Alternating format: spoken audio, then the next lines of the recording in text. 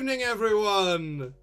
Welcome to Monday nights in the home brewery as Chris sings his praises to the big fish, the little fish, and the cardboard box. They are all within my little face. Yes! Tonight, we are engaging in sort of the culmination of what turned into a trilogy of D&D 5e homebrewing, where we decided to let our love of food take over. And we started with Food. the cooking bard, and then we did the baking wizard. Yep. And now we're settling the other side of the argument, where we had a long argument that was, is baking, because it is so scientific, more of a wizard thing or an artificer thing? So we decided to compromise and say both. Always both. Exactly. So we are here to talk about Artificers, the youngest class in Dungeons and Dragons 5th edition. And we've already done an Artificer, so we are old hands at this shit, so we'll be fine. You say that, but that was like a year and a half ago. You know I don't subscribe to your human understandings of linear time. I'm so sorry. It was next door. Thank you. God, it was... Oh, really? Exactly 3.5 doors to the left and 5 squares up. A, B, A, B, X, Y, X, Y, Z, A, start. I'm not sure what I'm more ashamed of. The fact that you just attempted the Konami code, or the fact that you got it very wrong. That's because I didn't... Fuck off. I didn't do the Konami code. For a start, the Game Boy never had an X or a Y or a Z button. No, it so didn't. Fuck you. Yeah. So I didn't attempt the Konami code. Thank you very much. Right. Slander here. Absolute slander. Now if you print it, it's libel. Hey. Oh, coming out, I think it was the first Spider-Man movie that is the most J. Jonah Jameson line that could ever have come out of J.K. Simmons' mouth. Absolutely. But that's slander. Not if you print it. If you print it, it's libel. Always wanted to be labelled with libel. Exactly. Oh, it's that. Oh, just I don't fucking care. Get your nomenclature right. Right. We're gonna talk about baking. Now, baking is more of a science than an art, but I still managed to make a banana bread with Rolos in it, so you can still have fun. Well, that sounds delightful. It was. Basically, is that not basically just a banoffee pie with extra steps? No. It's a very different texture. Fair. Because it's loaf-like and not pie-like, whereas a banoffee pie traditionally is actually more akin to a cheesecake.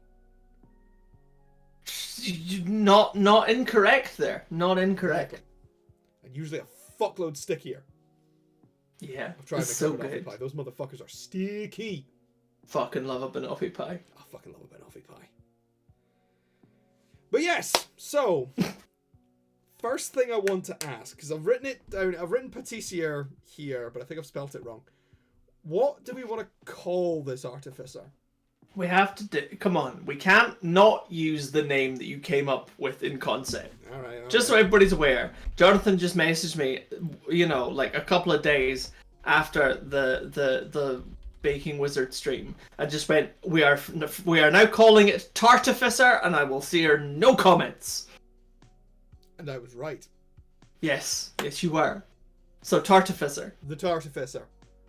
So, yeah. I have realized, looking at the Artificer subclasses, that I may have gotten something wrong in my template. What is that? Yeah, I have written down that Artificers get an ability and a bonus ability at 3rd level, and a bonus proficiency. I am wrong. You are wrong. They always get a proficiency and an ability. So I'm going to just delete that. Seems fair. So yeah, I just realized that, because it's like, I think it's just the armorer that gets 2 things at 3rd level. No. The battlesmith does as well, but the artillerist and the alchemist don't. Okay. And the battlesmith thing is kind of like an extra proficiency thing anyway. Yeah. Because it's, proficiency with martial weapons and getting to use your intelligence instead of strength or dex to attack with magic. Yeah. Which admittedly is like one of the coolest things about the class. Hells yeah. And the armorer is its second thing is changing its armor model, which is the core of the class. Yeah. Like there's creating the armor and then there's specializing it. So that's really one ability in two parts. So we don't. So, yeah. But that does bring us neatly onto what we feel like our baking artificer should specialize in, because that's one of the key things with each artificer subclass is each very much specialize in making a thing. They are all called. They are in fact called specializations. They are. So the alchemist, of course, is potions and poisons, and the many and various things that those can do, which has various permutations like increasing acid damage, bonuses to healing. It's all very cool. You look at the artillerist and his guns. Artillerist is guns. Many guns. Armorer is Iron Man. You become the hulking behemoth who stands at the middle of the strama. You are either Iron Man or Black Panther. That's your choice with armorer. Yeah, that's. And then battlesmith, you have Robo Doggo. You have a mystery-solving robot dog. Yes, and we love a mystery-solving robot dog. Mystery-solving robot dog. So much! So, what... Now, the last artificer we made traps, because we felt that was a real lacking point in D&D 5e overall, and also something that an artificer could be hella good at. And I think it was really cool. I went back and looked at it for the, sort of put them up on the Patreon. Oh yeah, all of our previous homebrew are available on our on my Patreon, which is patreon.com/JonathanHoney. They're free. You just have to become a member of the Patreon, but you don't need to give me any money. There you go. So go become a member of Jay's Patreon. Yeah. Go and do it. There will be posher versions available soon. Yes, we found a way to make nice posh versions. What do you mean we, Kimasabi? William found a way. We didn't do shit. We had greatness thrust upon us by smarter minds. Exactly. As all of the best people are. Cleverer than us? Yep. Well, no, I was just going to say that, the last 5-6 British Prime Ministers have all had shitness thrust upon them. That's not true. I'm sure some of them were born shit. Probably. Okay. Oh well. One of them got outlasted by a lettuce. But she also killed the queen. So she did. The lettuce wouldn't have killed the queen. The lettuce wouldn't have killed the queen. The lettuce would not have killed the queen. The lettuce also wouldn't have tanked the economy. Yeah, exactly. So, here we are. Hot takes. Lettuce. Well, my cabbages will never break the economy. Elect the lettuce. Elect the lettuce. Elect the lettuce. Power to Cabbage Corp. Exactly. Brassica for the win. Just a deputy. It's like we're asking the deputy prime minister. It's just a head of broccoli. Absolutely. So yeah, I am children's favourite vegetable. I look like a tree. What? Vote for me. I look like a tree. But away from vegetables into the more sweet and savoury things, what can the Tartificer specialise in? Because we did like the cooking of meals and the doing of and like the supporting of party stuff with the bard, and I don't really want to do too much crossover with that. No. With the wizard, we did a bit more of the technical things. Yeah. I have a thought. So, one of the things that one does when one works in patisserie, or one works with sugar, or one works with chocolate, these types of things, you see them all over Instagram and so on. You've seen in your fucking life. Well, yes. Caramel will take all of your skin off. Oh yeah. Caramel is fucking dangerous. But they make structures. Okay. And there really isn't a lot of classes or subclasses that engage in fortifications and structures. There really is only one, and only if you build it in a very specific way. Yeah. And that's the Artillerist Artificer. Yeah. One of the things they can do, because they can do little cannons and they can do big cannons. And one of their 3 big cannons, which is the one that nobody picks, gives like bonuses to people around you. Like the closest thing you would get to sort of entrenching yourself and building a fortified position is specific builds where you kind of have things play together with like a druid doing spike growths and a paladin kind of keeping their aura up. Yeah. But yeah, there's not a lot of just like digging in and playing defensively. And admittedly, that's not necessarily everybody's style in tabletop RPGs, but I think that's a niche that kind of needs filled, because D&D does not have a lot that is geared towards defensive play. No. But also, if you can work the defensive side of things, you can break the game in half. There's a reason why the Bear Totem Barbarian is still terrifying. Yep. So, let's make use of half cover, 3/4, and full cover, and let's make something that builds structures. Okay. Let us truly bring 40k to D&D. Oh. Even in dip, I still serve. I really wish I had like a Dreadnought voice modulator so that I could just go, even in debt, I still serve. No, it would be, even in death, I still serve cakes. Hey! Hi, everybody. Would you like a death sundae? Space Marine in a flowery apron. Absolutely. I also just love the number of Warhammer fans who, take that quote and it's, even in debt, I still serve. Yeah, I mean, let's face it. That is Warhammer fans. Plastic crack. In debt. Plastic crack. Plastic crack. Plastic crack. Pretty sure I spent half a review taking the piss out of Warhammer fans at one point or another. Right. But that website is gone. The reviews will be back at some point. Again, they'll probably end up on the Patreon. Yeah. In the fullness of time. They're all there in voice form, but they're just the written ones are. Yeah. That's fair. Right, so, as with all 3 of these classes, bonus proficiencies, cooked utensils. Pretty much.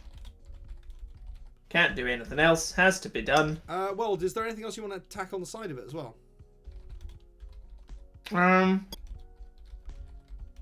This is going to be a defensive. This is going to be a defensive, trenched in thing. And when you're, working with like hot caramel and hot sugar, you want to protect yourself. Do you want to give them a heavy armor proficiency? I think that comes later. Yeah. I think the way that the Artificer is done is strictly tool proficiency, spells, feature. Well, it's just because, because the Armorer and the Battlesmith both get proficiency with heavy armor at level 3.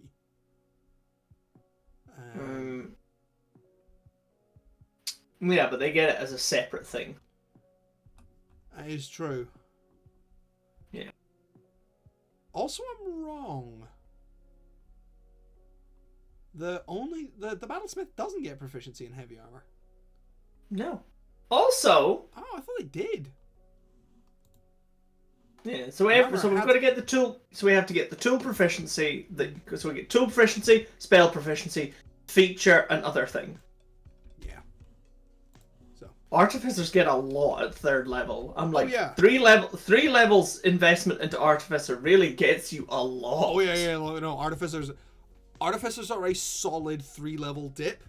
I'm like Artificers, Warlocks. What else got really solid 3-level dip? Fighter? Oh, Fighter is always a very solid 3-level dip. Maybe Sorcerer if you're going for a magic focus build. Maybe, but I would say more and paladin for rogue. There we go. Paladin.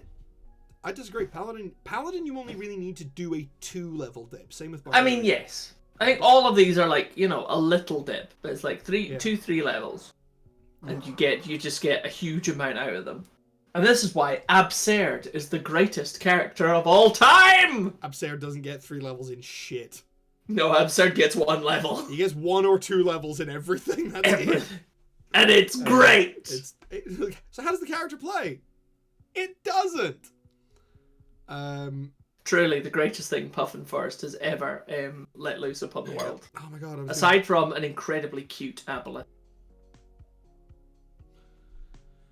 Oh my god. We stand cute aboleths in this house. But yes, they're to be fair, the unfortunate thing with Artificer is you wouldn't want to put a 3-level dip into it if you're a spellcaster. Same reason you wouldn't put a 3-level dip into Paladin or Ranger. Because if you are a spellcaster, it slows the fuck out of your spell progression. Well, this is the problem. Well, they're a half-caster, aren't they? They are. Yeah. So it does slow you down. It doesn't slow you down, like, enormously, I would say. It does slow you down. 2 levels off of your spellcaster level. Yeah. But that's also, you know, again, I think for the gains that you make, particularly defensively, you know, if you were talking about, you know, going wizard and armorer artificer, you know, particularly if you did battle wizard. See, I was thinking, honestly, if you put a fighter artificer is a combo I want to see at some point. Or I got a great idea for a rogue artificer at some point. I will be excited to see. Please tell me you get crime solving robot dog. No. Better idea. Because this is one you and I are going to make later. Spy gadgets. It's on the document.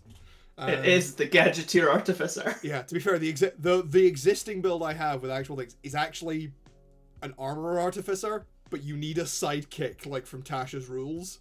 So you basically play as Jarvis. With an Iron Man out in the field, and it's amazing. Yeah, so third level. When you adopt the specialization at 3rd level, you gain proficiency with cooked utensils. If you already have this proficiency, you gain proficiency with one other type of artisan's tools of your choice. Standard boilerplate thing. So, that means the first thing we got to do is our spells! Oh, you had to say it, didn't you? It's always the spells, bro. Yeah, it is.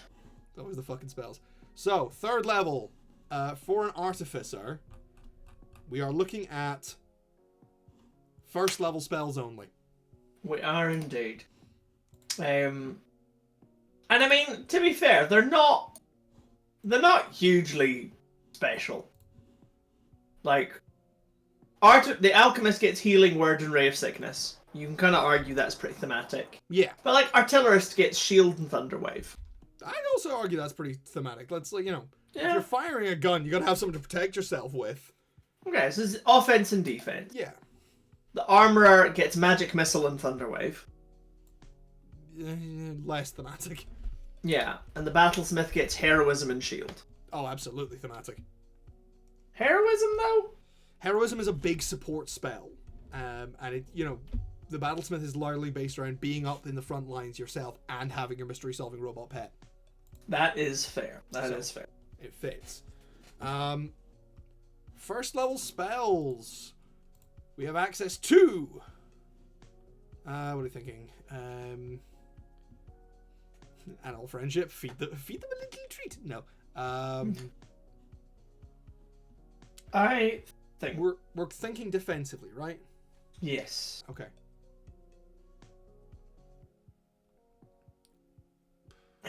Maybe Bless? Maybe. Entangle? Entangle? That's a good idea. Because we're talking about enforcing a position. Like, you are dug in, you are holding ground. Yeah, we're looking at specifically being able to construct things to change the terrain.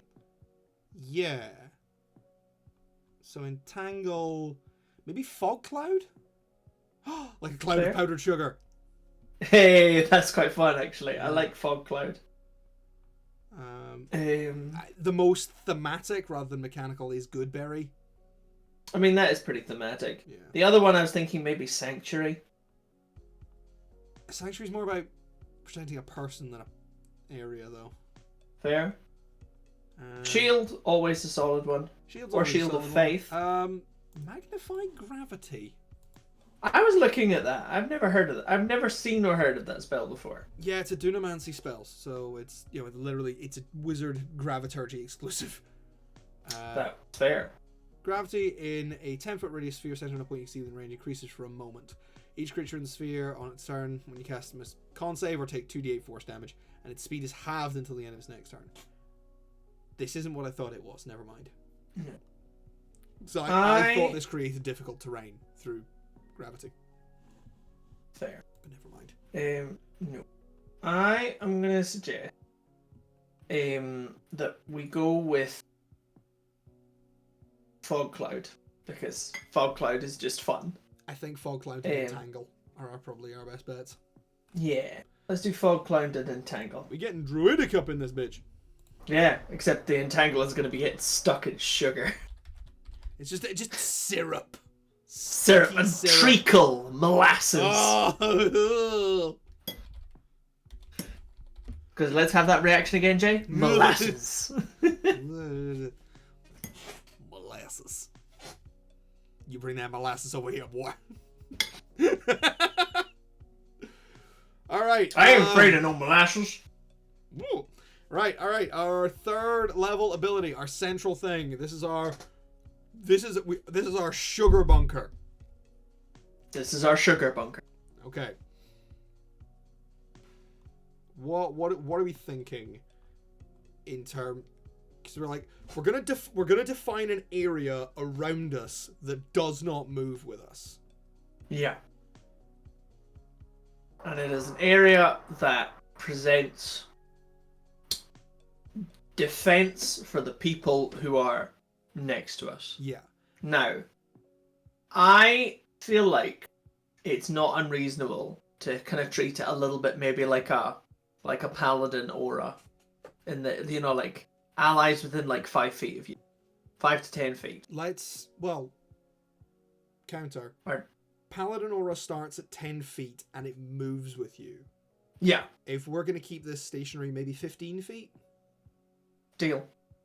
So 15 feet to either side. 15-foot radius circle. Okay.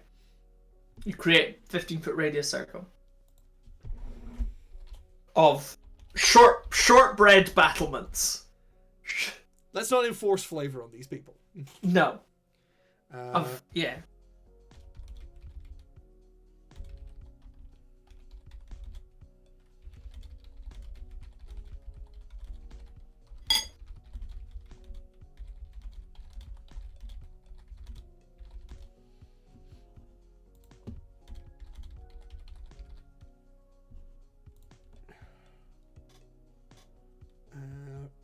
This area does not move with you. And yeah, and disappears if the ground underneath it is destroyed.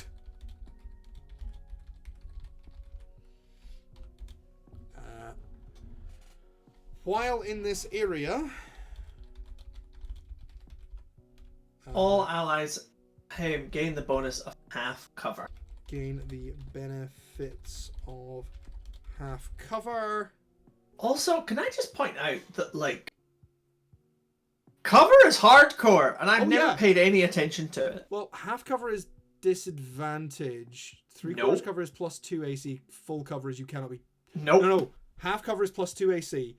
3/4 and is +5. +2 to deck saving throws. Oh, 3/4 cover is +5. Yeah, and then full cover is you just can't be targeted. Yep. So target with half cover has +2 bonus to AC and deck saving throws. A target has half cover if an obstacle blocks at least half of its body. The obstacle might be a low wall, large piece of furniture, a narrow tree trunk, or a creature. Whether that creature is an enemy or a friend. You should 100% start giving people cover bonuses for hiding behind Samson. Just saying. Yeah, there's a very good reason why I don't do that. Yeah, I know. You cunts are hard enough to kill as it is. I mean, I have tried. I had Fraser try. You have, in fairness, killed one of us twice. Yeah, the one guy who wasn't supposed to be allowed to die. Yeah. The one guy where I was like, maybe don't. Yeah. Because the player had already lost a character. So fucking close. So fucking close. You did nearly have me. I nearly had all of you. Yeah. There was a point right at the end where almost all of you had dropped. Yeah. That was pretty rough. Yeah, but also you nearly killed Fraser by that point, and he was doing his whole big boss death god thing, and then you beat his ass into the fucking ground. Yeah, it was pretty great. Also, still my favorite. Fights, don't know what I'm gonna do again, but it was pretty awesome. It was pretty great. My favorite part of that fight actually was the bit right at the end where it was like, "Does anybody have Revivify?" I have Revivify, but I don't have the spell slots for it. Hang on, Jay. I have the spell that allows me to preserve a dead body for like a day, as if like no time has passed. Can I use that and then use Revivify? That was like, pretty great. Gentle repose. Fuck. I never once thought that gentle repose would be useful, and then there you go. It's just like it just gives a far longer expiry date on your Revivify. It's great. Gentle repose doesn't prevent someone from being revived. It just prevents them from becoming an undead. Yeah. And it annoys me so much. It annoys me so much. Like, yeah. Nobody. Why is nobody? Why can nobody die? Like, I am a fair DM. I gave you a rest in the middle of this 5-stage boss fight that took us like 6 sessions. Okay, I am not a cruel DM. No, I would never accuse you of being cruel. This is like, if you're a DM and you want to kill your players, you can kill your players. Like, it's really not hard. No. The key. What's hard is to make. Yeah. The key is making them fall in glorious battle. Yes. It's the fine hairline between murdering everybody and giving everybody a fighting chance. Yeah. What you got to do is, that's the thing is, killing a player is easy. Killing a player in a way that is earned and is cool and makes their character go out in an appropriate way is really fucking hard. Yeah. Which is why only one player has swapped out a character in my entire campaign, which has been running for 5 years. I've only been in it for 4. It's been great. I had a better time killing people in City of Mist than I did in. To be fair, yeah, you killed me in City. No, I did that. You did that to yourself. And it was majestic. It was amazing. Go watch our entire City of Mist campaign. It was amazing. Absolutely. It was heartbreaking.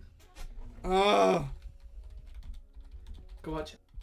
Yeah, this area disappears if you create a new one. And you can create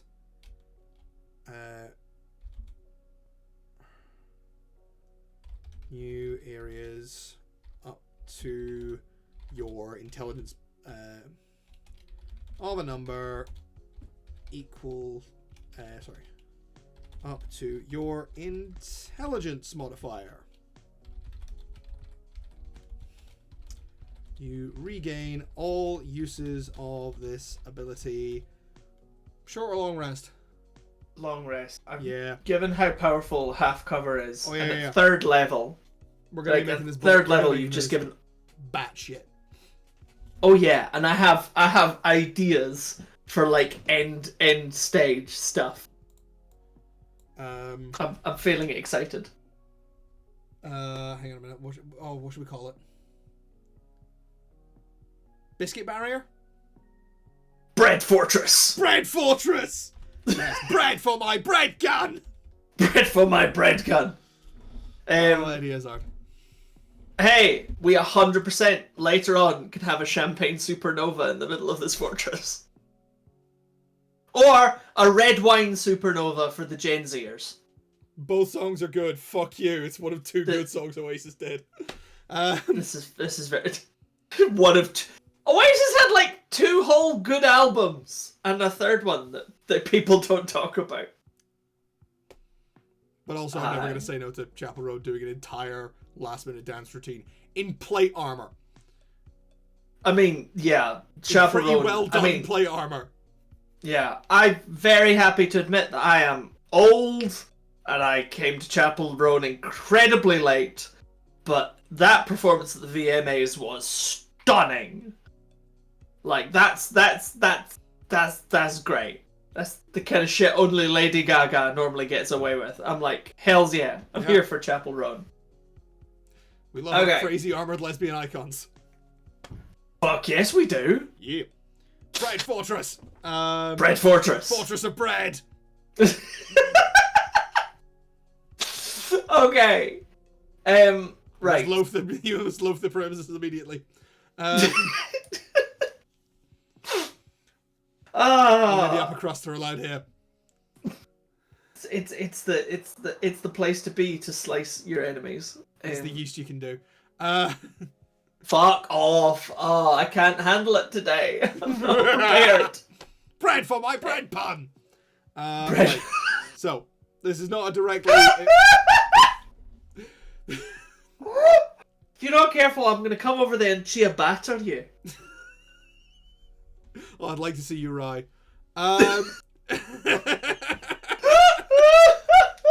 Feeling a bit sourdough about that one.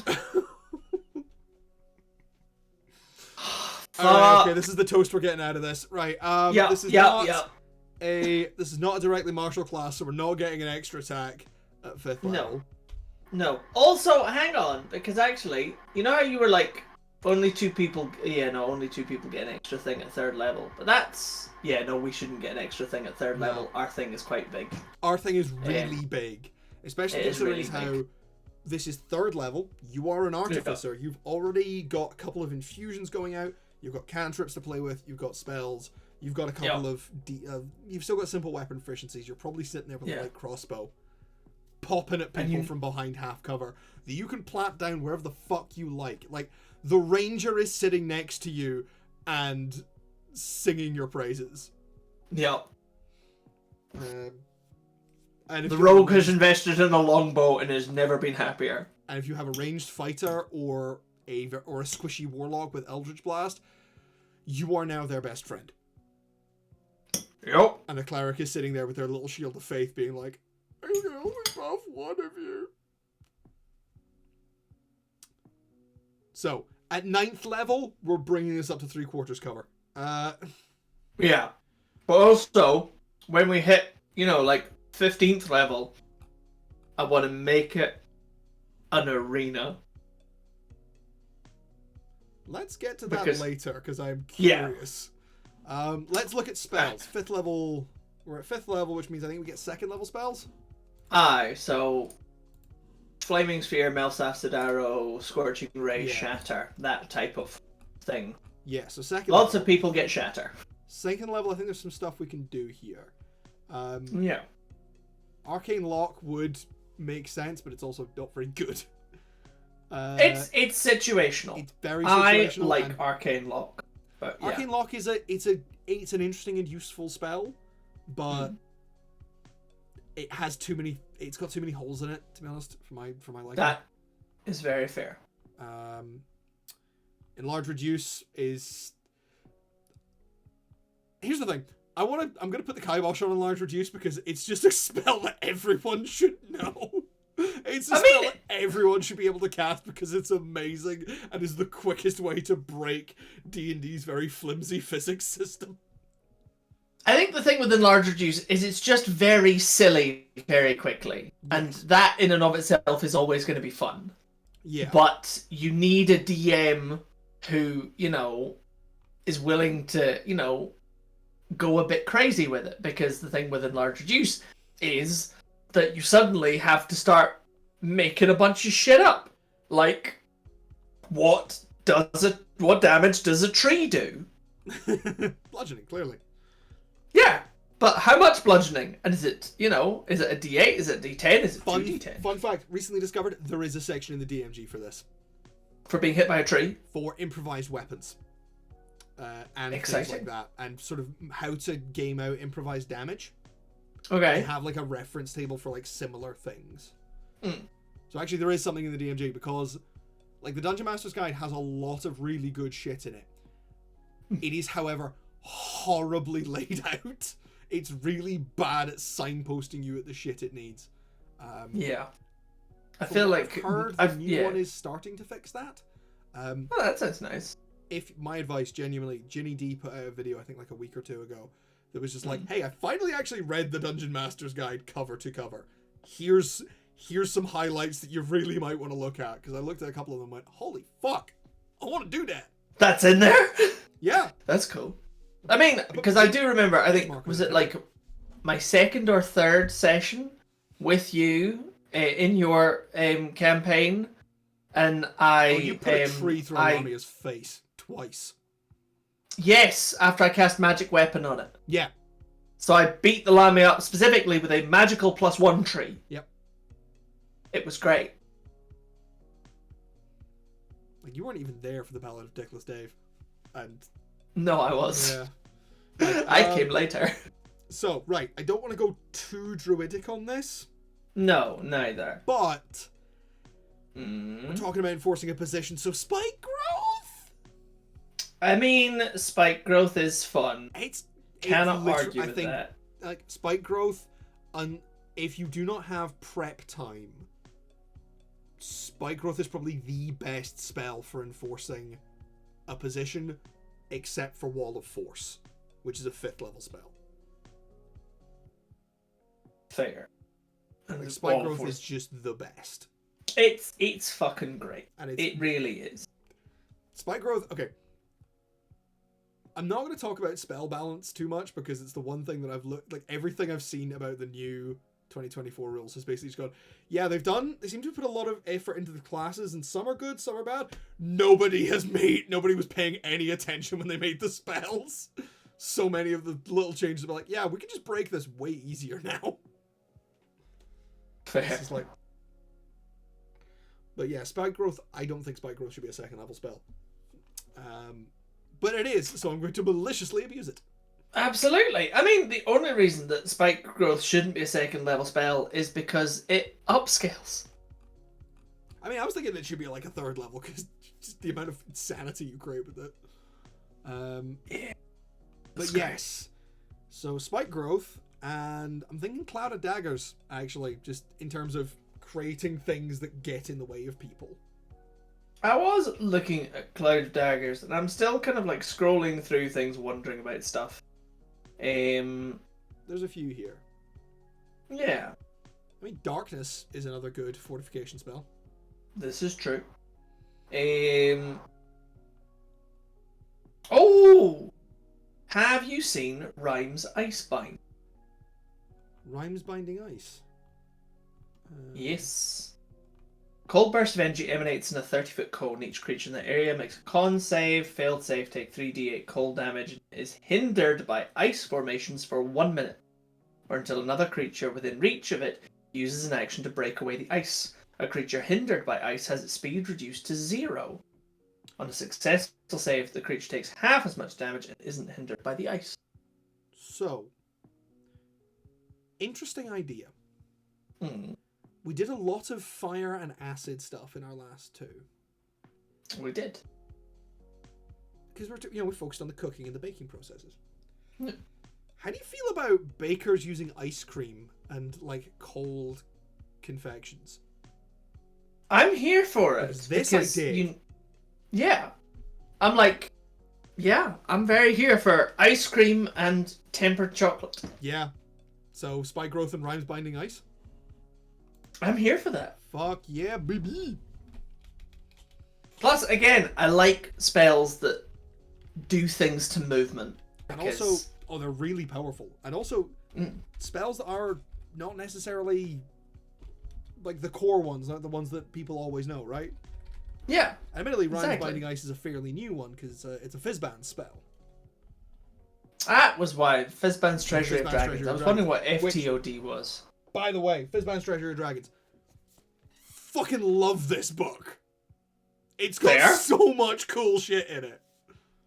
I mean, you're going to need to run a campaign with it sometime because I really, really want to do my Drake Warden Ranger. No, because that's where the Drake Warden comes from. There's no actual campaign Yeah. or anything in it. There's loads. I've taken monsters out of that before. I know, That's but where I the just need Horde you to Mimic do came more from. things. You remember the Horde Mimic? That was horrifying. Yeah, it was fun.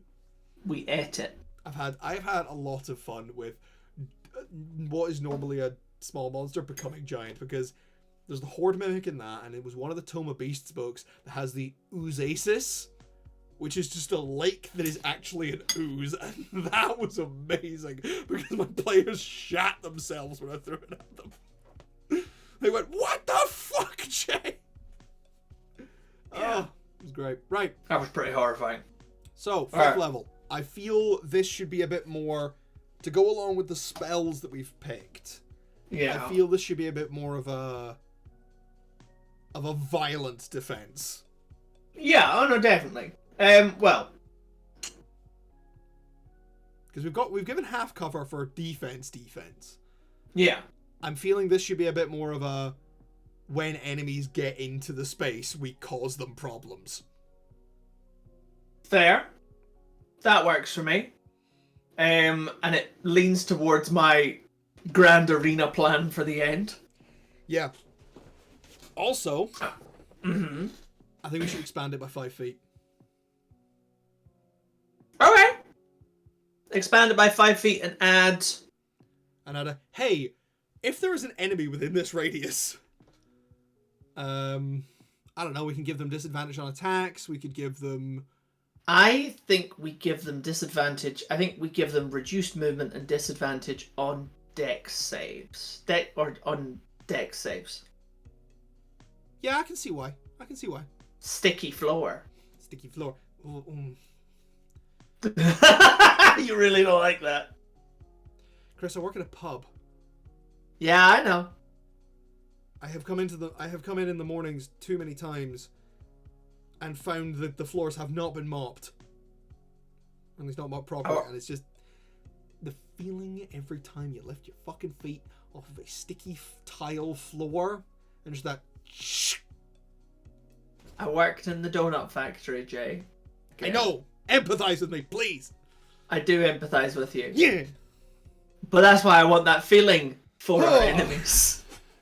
I want our enemies to feel the pain of the sticky floor.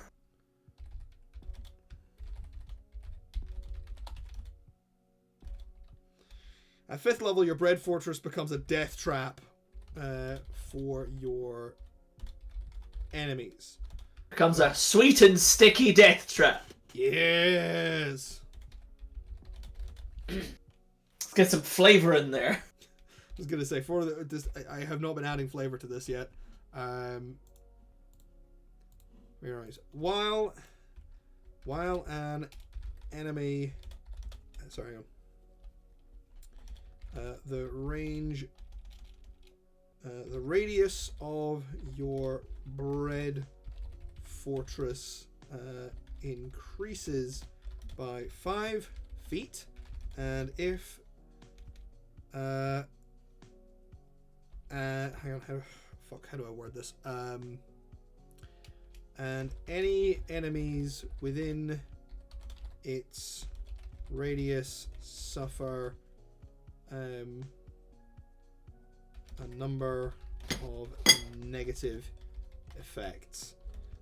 They have their movement is reduced. Should we have them treat it as difficult terrain, or reduce their movement by 10 feet? Difficult terrain is makes more sense. I would give difficult terrain. You realize that we are just making like our Artificer like unreachable, let alone unkillable. Well, here's the thing: is we're not, because we are still quite vulnerable to area of effect stuff. Completely vulnerable to area of effect stuff. And if DMs want to employ any of forced movement of their own. Because that's the thing, is like, the inherent danger of keeping yourself in one place does still come with issues. That is true. So I think we're balancing this out fairly well.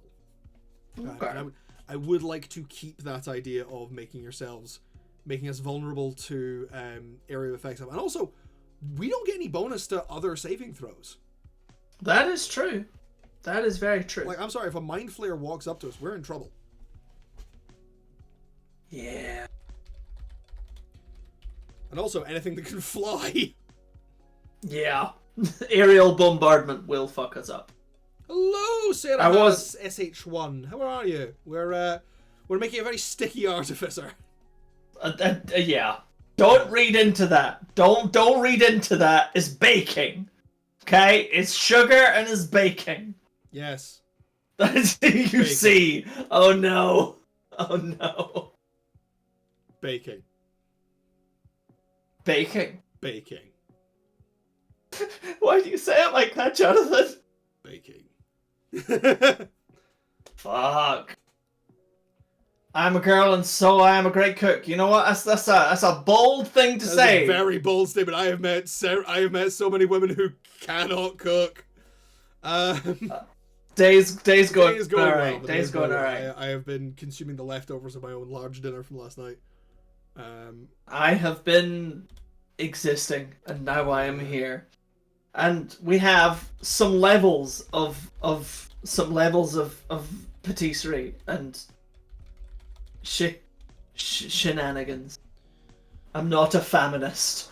I'm very glad that you're not a feminist. Starving yourself is bad. We are very against famine around here. Deeply against famine in this stream. We are an anti-famine stream. Strong anti-famine vibes. That's why we've gone for food-based classes. Exactly. Famine, by far and away, my least favourite of the four horsemen of the apocalypse. Exactly. I also wish to make very clear that as an Irishman, I have to agree.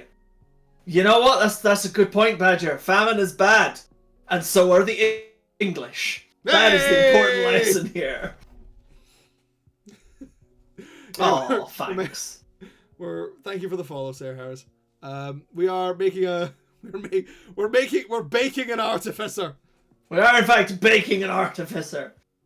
Yeah. Oh dear. We're not really here to attract followers and viewers. We're just here having fun. Aye. And occasionally my wife comes in here and bitch slaps us both because she is great and we love her. And she is a fan favorite. And knows way more about baking than both of us put together. Yeah, this is very true. She did do it professionally. Oh dear. No, my wife. She's not my wife. Not his wife. My wife. My wife. His wife. We don't share. That would be weird. I don't have a wife. I engage in wifeless behavior. I constantly engage in wifeless behavior. I give up. We've been caught out, Jay. Secretly, we are each other's wives. Right, no, obviously that would be that. No, okay, right. I give up. I mean, what were we doing? I want to call this ability sticky coating. Please come up with something better. Wading through treacle. That's an expression. It's almost a literary expression. At this point, yeah. I thought you guys doing sharing is I am polyamorous, not in that way. Yeah. Oh, dearie me.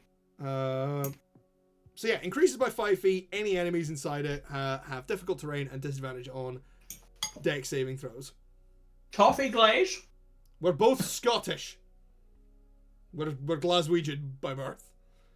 Indeed. The west of Scotland. Exactly. They're trying to hunt us down. If you want to steal my identity, seriously, feel free. There's fuck all to steal. This is very true. Not worth a lot. Virginia. I've never met anyone from Virginia. No, I've I've met a couple of Texans, and we've got I've met family in California. Texans, Californians, Minnesotans. I've met Minnesotans. I've never met a Minnesotan. I have. No? They're a handful. No, I have met a Minnesotan. Oh, because I'm stupid and I haven't been able to get it to work in OBS yet, and I haven't really found the time to bother. That's why I haven't put the chatting on the stream. Because I am stupid, and I've been trying to get... Yeah, that's because... Well, yeah, we're making Dungeons and Dragons things for Dungeons and Dragons. But see this? See this here? I know it's a Word document, but we're homebrewing a class for Dungeons and Dragons. We chat a lot of shit on the site, though. That is, we do chat a lot of shit, which is the reason why it takes us 2 hours to do this. To fill in, a very small 2 sides of A4. Simple template. It takes us 2 hours. Yeah, because we just get sidetracked all the time, and that's the fun. That's the fun of it. Exactly. Right. You know, there's a stereotype about people who make podcasts and things like that, and it's because we can't shut up. Exactly. We have 2 white men with microphones. We're not allowed to shut up. Exactly. Right, 9th level spells. And 3rd level spells should be the tradition. I believe is the. Yes. We haven't got art and we're poor. Yeah, we both bad at art and we poor. We will do the logo banners and overlays and things at some point. Eventually. When we are less poor. It's one of those things of just like time is hard, and we both. Well, okay, no, I was gonna say we both work real jobs. We do, but we also work not real jobs as well. We both, in fact, have both real and not real jobs. Yeah. It's a wonder in this economy. Yeah, your definition of affordable and my definition of affordable are probably very different, because I barely treat my food as affordable at this point. It's we're getting there. We're getting there. Yeah. It will be okay. It will be okay. Alright. That's fine. Right. Well, 3rd level spells. Third levels. We on 3rd level spells? We're on 3rd level spells. Oh shit! I missed that. Okay. When did they get 3rd level spells? 9th level. 9th level of Artificer, you get 3rd level spell slots. Well. Just well. Alright. I also have a really cool idea for the ability at 9th level, but we'll do 3rd level spells first. Good, because I got nothing. Back on topic. Make it bigger. Always a solid option is just make it bigger. We are currently not entertaining portfolios at the moment since we don't really have a budget for this. Yeah. Again, it's future shit. So it's all future shit. You know, so if you want to keep coming back and keep and ask again at some point in the future, very welcome. More likely to get very welcome. Because at the moment, all that's going to happen is I'm going to look at your portfolio, I'll get very impressed and go, "I'm sorry, we don't have any money." And then we'll forget. It's a hard life. So I wish you all the luck. Yeah. Yeah. I was gonna say he works in game design, I work in theatre, so I'm like, we're both fucking broke. We get that the arts is hard, and gotta grind for that money. But we wish you luck. We wish you luck, comrade. All right. Right. 3rd level spell time. 3rd level spells. Have we got any? Do we have any barriers or walls or something? Right. Because we get wall of sand, wall of water, and wind wall. Oh yeah, we have a bunch of walls at this level. We haven't got the really good walls. No. Well, we have got walls.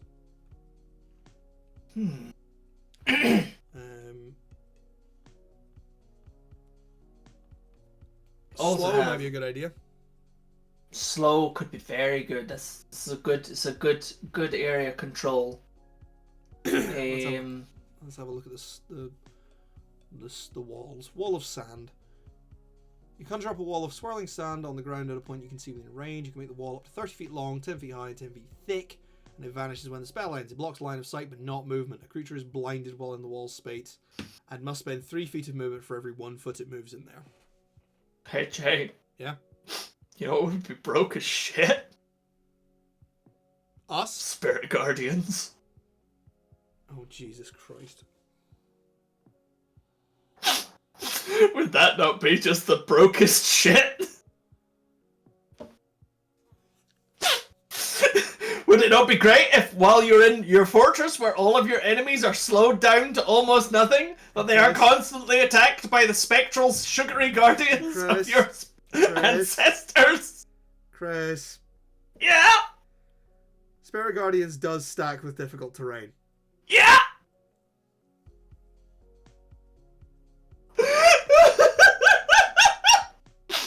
You evil bastard. I'm just saying! It would be great! I don't know if it's thematically appropriate, but it would be great! Well, here's the thing.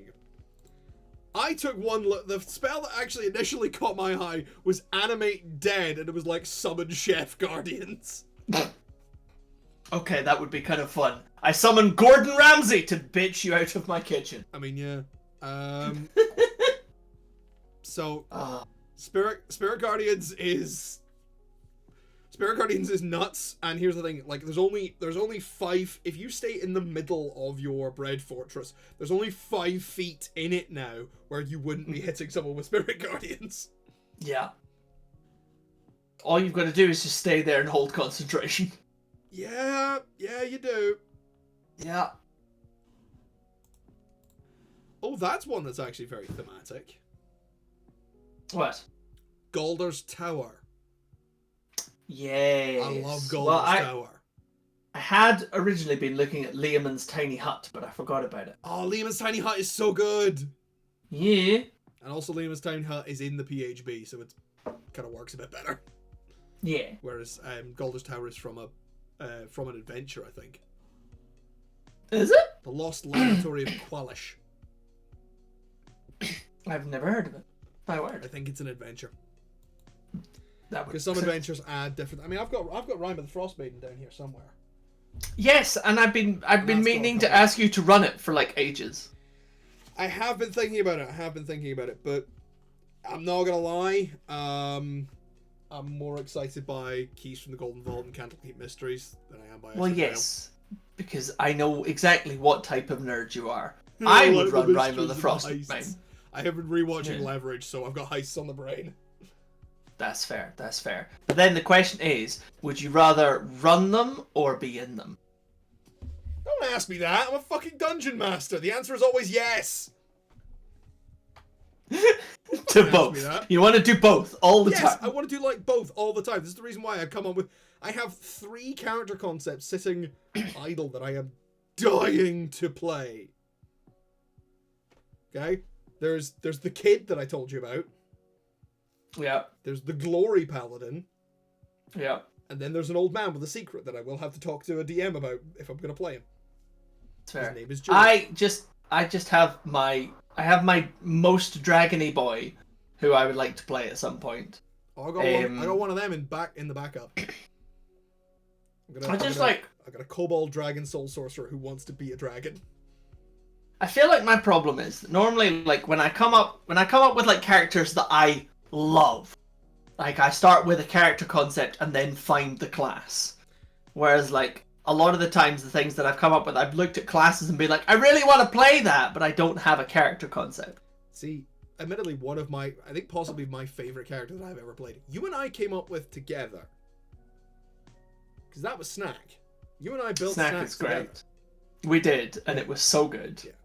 So maybe you and I should do that again if you need to play, if you want to play a particular class. I would be up for that. I would definitely be up for that.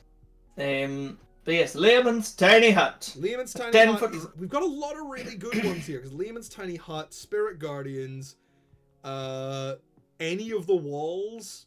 I would petition maybe for Wall of Sand rather than Water or Wind.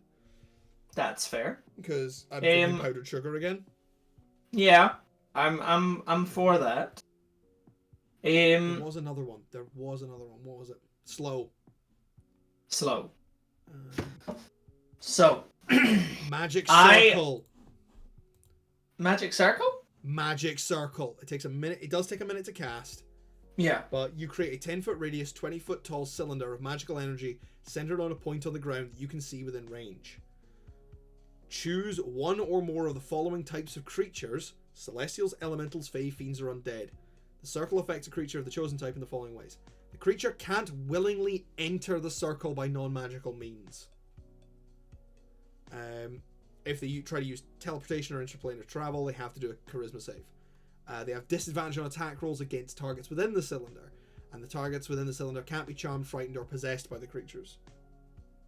So this is I like Magic Circle, except that it takes a minute to cast. It does take a minute to cast, but to be fair, if it didn't take a minute to cast, it would be fucking OP. I mean, I don't know. I'm like, well, unless you made it concentration instead. Yeah, whereas in this case, it just normally lasts an hour. Yeah, which is crazy. That, but it's that just fits very our difficult deal to quite a lot. Yeah, but it is difficult to use. It is difficult to use, but it does mean that you have some out of combat like stuff you can do. That's true. Which, admittedly, as an artificer, you kind of already do because you're making magic items, and you're ninth level by this point, which means you've got you've got your flash of genius, which is the best artificer ability. It's insane. Amazing. It's such a handy ability. Yeah. Fuck your bardic inspiration. It is just. I mean, it's the difference between like add some dice or no, it just goes up by the number. The thing with bardic inspiration, and this is a rule that I'm wanting to homebrew in, because there is a feature of one of the later bard subclasses. I can't remember what it is. I think it's maybe the College of Eloquence, where if they give somebody bardic inspiration and they use that bardic inspiration, but they still fail the roll, the inspiration is not expended. That should not be a subclass feature. That should be a base class feature of the bard. Fair. That should be how bardic inspiration works.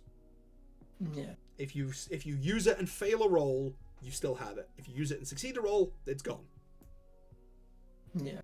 That's how that should work. Because I read the College of Eloquence and just went, this is someone just went, I want to fix bards. I want to make bards bard more. I mean, they're not bardcore enough. How can you not be bardcore enough? Have you ever heard the bardcore version of Land Down Under? I haven't, but I feel I need to rock my lyre whilst I listen. Right.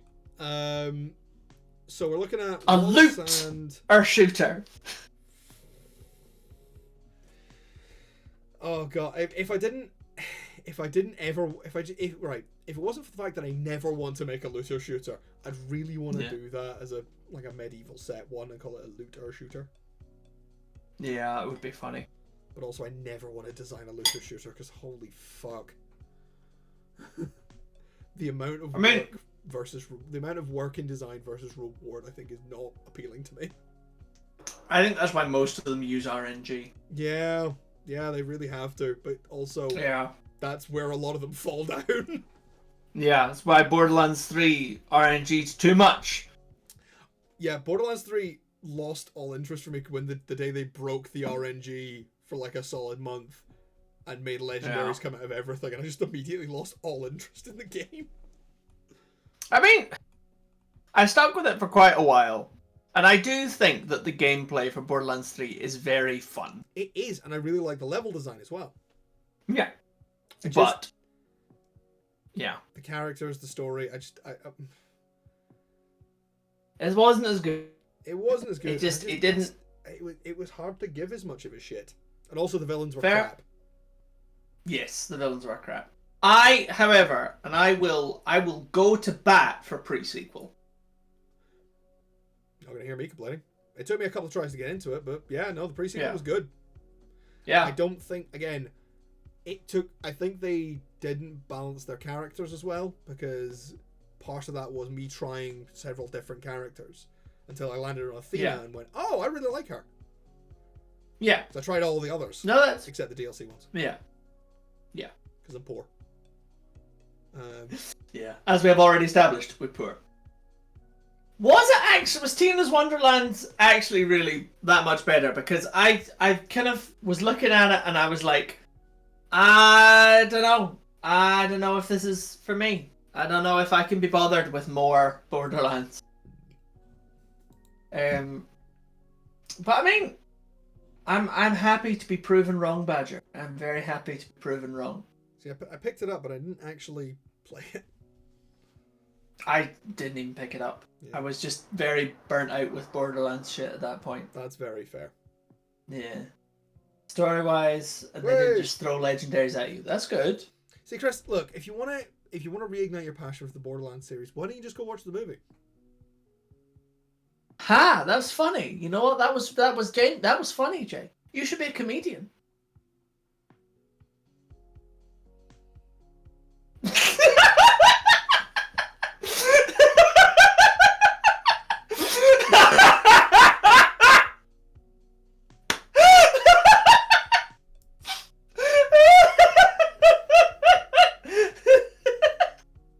Badger laughed too. I win. Moving swiftly on. I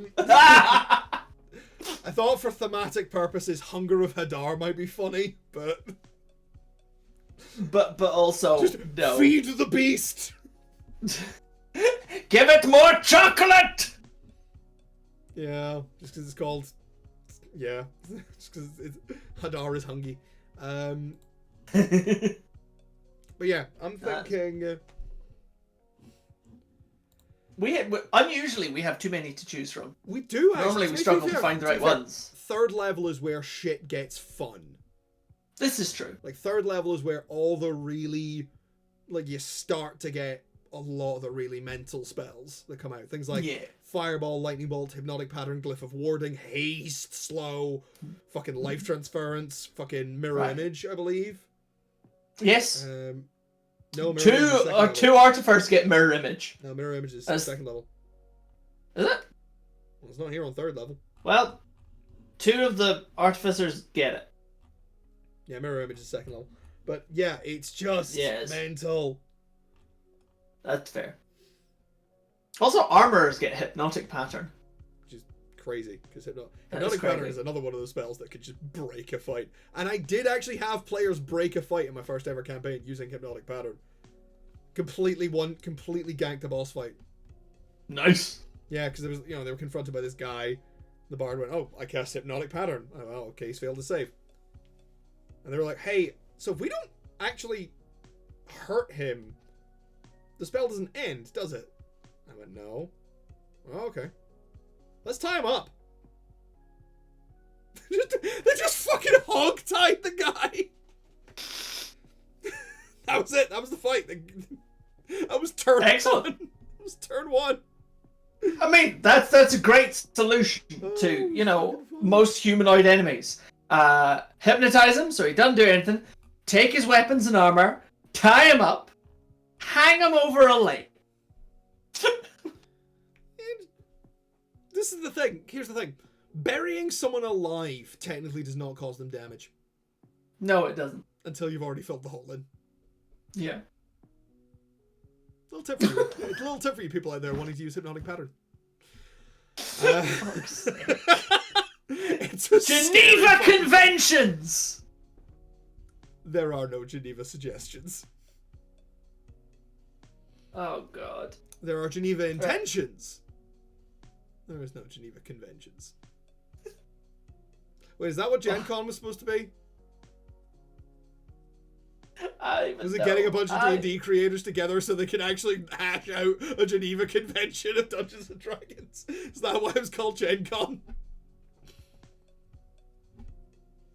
Oh, I don't think it would have stopped any.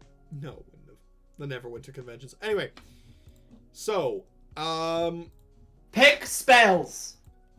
I think if we take Galder's Tower and Magic Circle because they're both out of battle spells and we've got a lot of in-battle functionality already. So sure. What does Galder's Tower do? You basically build a fucking tower that is 20 feet high and each floor is 100 square feet. Jesus. Yeah, it lasts for 24 hours. And you can make it with a spell focus.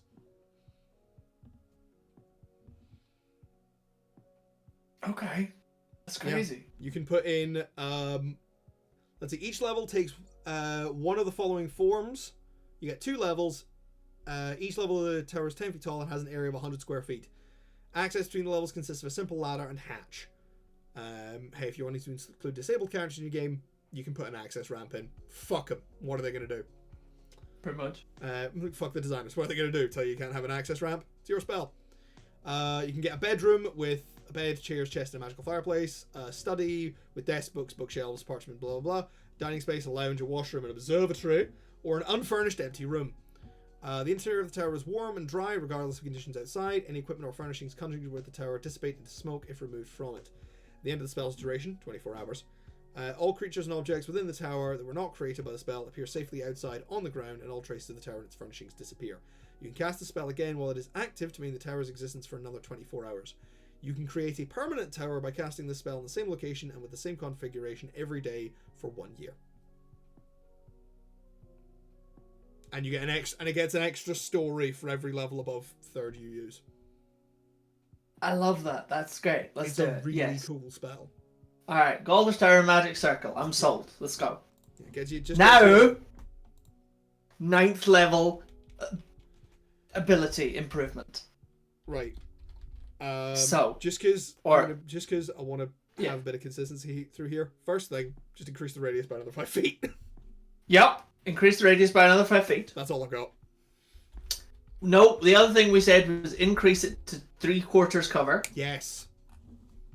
And allies within the area can use a bonus action to break off and eat a piece of the ramparts, reducing their cover back down to half cover for that turn, but restoring 1d8 hit points plus the caster's intelligence modifier. We're at 9th level. Should make it 2d8. I am worried that because this is free healing, I mean it is using a bonus action, Well, but it is also free healing that isn't costing spell slots. how many times can they do it? Because if we do it 1 for each 5-foot square, that's insane. I mean, I was going to say, my thinking was do it and you lose the cover, and you lose back down to half cover, and that's the sacrifice. So you'll only be able to do it once. Unless you refresh it every turn. So you can say each person within it. You can use this up to 5 times before you have to do a long rest. So no, because remember, because this is for all of the allies within the thing. So how many times does each ally get to do it? Yeah. I'm gonna say they get 5 each. There's 5 between them all. You're gonna say each one gets to do it once. Well, that's the thing, is like, if we treat it kind of like we did with the wizard, where we did something where they could eat. Oh, that's cool. That's a good point, actually. That is good. Basically treat it. That's what we could do. We could do, if we want to just buff the power of it, give it a D8 plus intelligence of healing. Yes. And treat it as if you've just cast lesser restoration on them.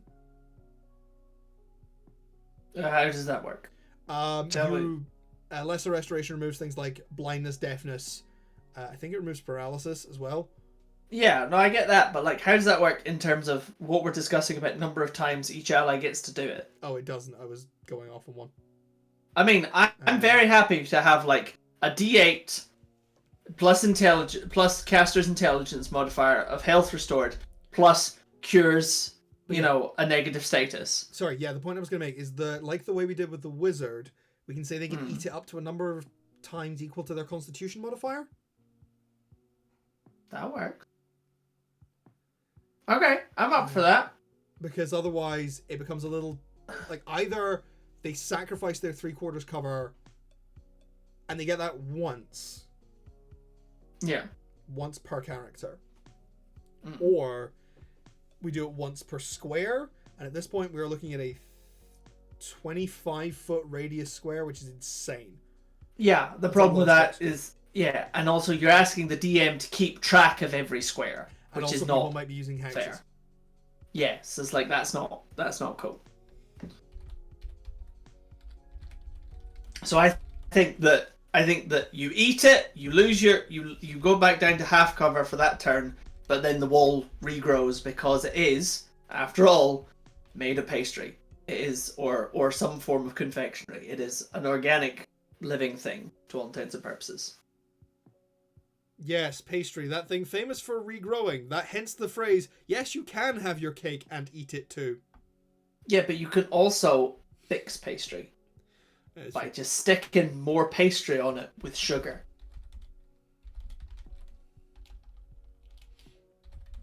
Much easier to fix pastry than it is to fix, masonry.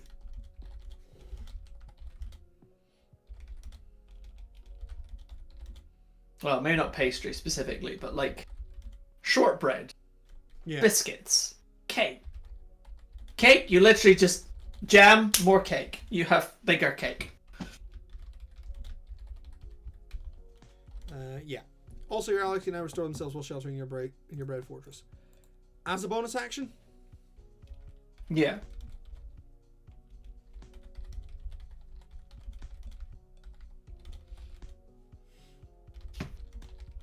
They get a little bit of healing. They get a status cure. But the sacrifice is that they lose some of their cover for that round.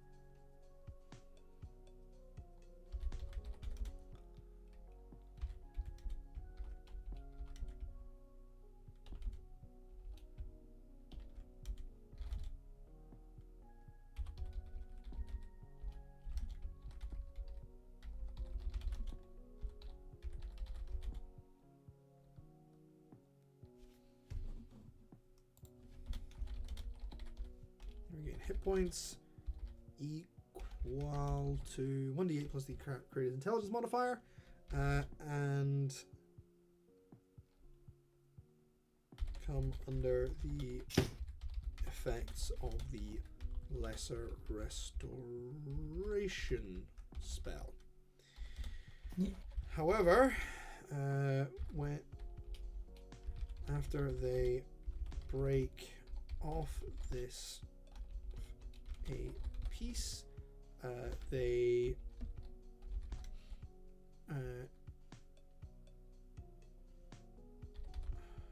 instead have their cover is reduced to half. Yeah. Cover. Your cover is reduced from 3/4 to half. Until the start of their next turn. A creature Also, can... sorry, I'm just like, can you imagine 11th level, this Artificer, the Tartificer, and either an arcane archer or sharpshooter fighter? Oh, it would wreak fucking havoc. Oh, absolutely. Seriously, like... So...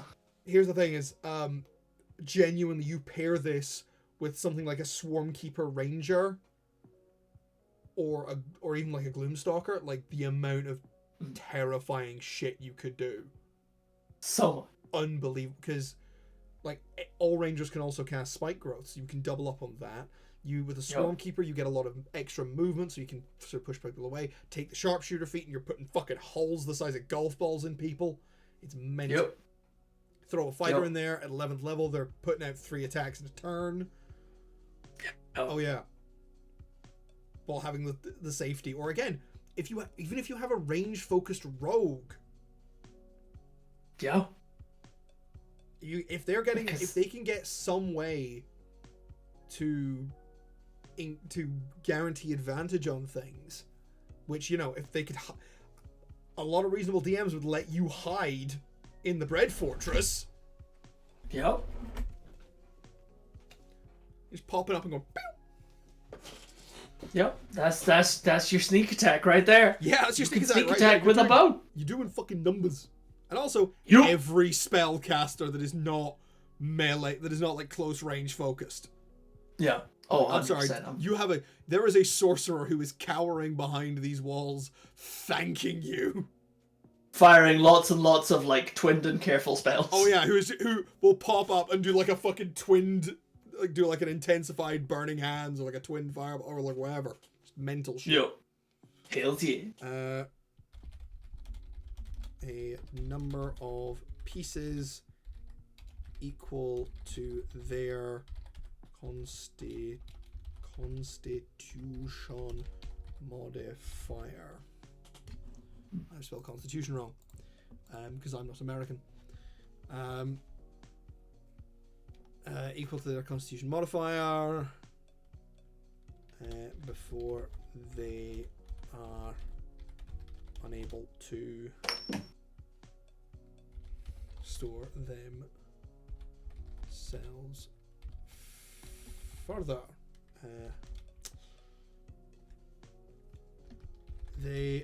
Should we say that they can